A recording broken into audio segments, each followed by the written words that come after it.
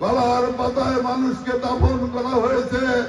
মানুষের পেটে খাবার ছিল না, পরনে কাপড় ছিল না, আটার যাই খেয়ে মানুষ এক বেলা থাকতে পারে নাই, 2 দিন 3 দিন পর পর খাইছে, তাই না?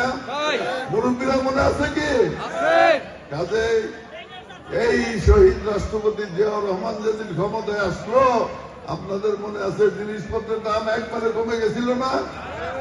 14 টাকার চাল 2.5 টাকায় নেমে আসলো, 80 টাকা সেলের লবণ 8 আনায় 12 আনায় নেমে আসলো, তাই না?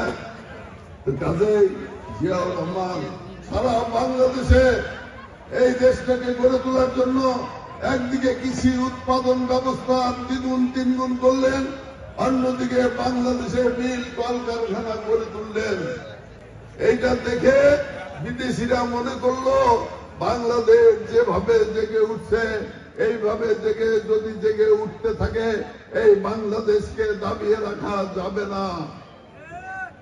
তাই চক্রান্তের পর চক্রান্ত, ষড়যন্ত্রের পর ষড়যন্ত্র করে আমাদের প্রিয় নেতা শহীদ রাষ্ট্রপতি জিয়াউর রহমানকে সেদিন হত্যা করা হয়েছিল।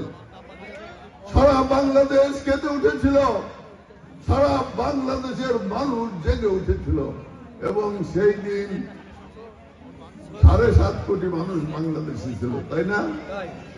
7.5 কোটি মানুষ যেদিন বাংলাদেশে ছিল, সেই দিন 40 লক্ষ লোক আমাদের জিয়াউর রহমানের জানাজায় শরীক হয়েছিলেন। বন্ধুরা, তারপরে কি হলো? জিয়াউর রহমানের কে হত্যা করে বাংলাদেশকে দাবিয়ে রাখা যায় নাই, বাংলার মানুষকে দাবিয়ে রাখা যায় নাই, বাংলাদেশকে দখল করা যায় নাই, কারণ বাংলাদেশের মানুষের অন্তরে ছিল জিয়াউর রহমানের আদর্শ।